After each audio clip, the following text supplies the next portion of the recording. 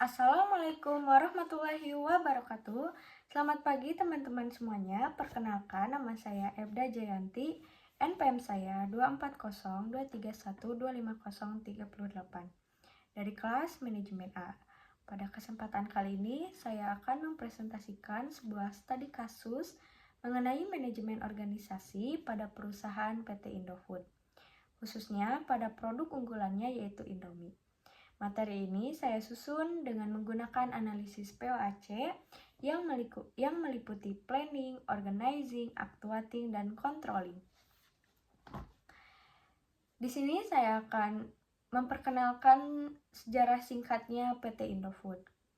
PT Indofood Sukses Makmur Tbk didirikan sebagai perusahaan makanan terbesar di Indonesia. Produk andalannya Indomie. Mulai diproduksi pada tahun 1970-an dan kini menjadi salah satu merek mie instan yang paling terkenal di dunia. Indomie tidak hanya populer di Indonesia, tetapi juga diekspor ke lebih dari 60 negara, termasuk Nigeria, Australia, Arab Saudi, Amerika Serikat, dan lain-lain. Kesuksesan ini tentu tidak muncul begitu saja, namun melalui proses manajemen organisasi yang panjang, terencana, dan berkelanjutan. Walaupun Indomie sangat sukses, perusahaan ini tetap menghadapi beberapa masalah manajemen di antaranya. Yang pertama, isu kualitas dan keamanan pangan. Indomie beberapa kali menghadapi isu publik, misalnya tuduhan mengenai penggunaan bahan tertentu yang dianggap berbahaya di luar negeri. Walaupun tidak terbukti, isu ini sempat mengganggu kepercayaan masyarakat. Selanjutnya yang kedua ada tantangan distribusi nasional. Sebagai perusahaan besar, Indofood harus mengirim produk ke seluruh Indonesia. Masalah seperti keterlambatan pasokan, biaya logistik tinggi, dan stok yang tidak merata sering muncul. Yang ketiga ada persaingan pasar yang ketat. Indomie menghadapi persaingan dari merek mie instan lain seperti mie sedap dan Gaga. Hal ini menuntut manajemen untuk terus berinovasi dan menjaga loyalitas konsumen. Yang keempat ada manajemen SDM yang kompleks. Dengan ribuan karyawan, perusahaan sering menghadapi tantangan koordinasi antar divisi, serta perlunya pelatihan untuk mengikuti teknologi produksi yang terus berkembang. Selanjutnya menganalisis masalah tersebut dengan fungsi manajemen atau POAC. Yang pertama ada planning atau perencanaan. Masalah terjadi karena beberapa rencana belum optimal, seperti rencana keamanan pangan belum mengantisipasi dampak isu internasional, perencanaan distribusi belum sepenuhnya menyesuaikan kondisi geografis di daerah timur, serta perencanaan inovasi produk kurang agresif menghadapi kompetitor. Yang kedua ada organizing atau pengorganisasian.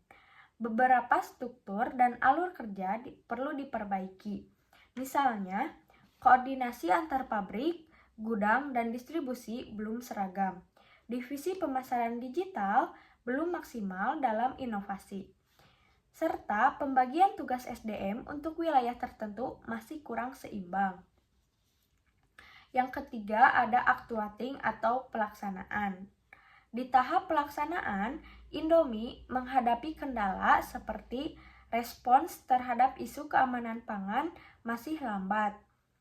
Varian rasa baru tidak selalu cepat diluncurkan, serta pelatihan karyawan belum menjangkau semua unit kerja. Yang keempat ada controlling atau pengendalian. Pengendalian dilakukan tetapi belum sepenuhnya konsisten. Sistem quality control antar pabrik masih berbeda tingkat ketatnya. Monitoring distribusi belum sepenuhnya real time, serta evaluasi pemasaran belum menyeluruh untuk semua wilayah. Selanjutnya, perusahaan ini untuk mengatasi masalah tersebut, Indofood melakukan beberapa langkah strategis. Yang pertama, memperkuat quality control, yaitu audit rutin, standarisasi pengawasan, dan pelatihan tim quality control. Yang kedua, optimalisasi distribusi, menggunakan sistem digital untuk tracking stok, menambah gudang regional, dan memperbaiki rute pengiriman.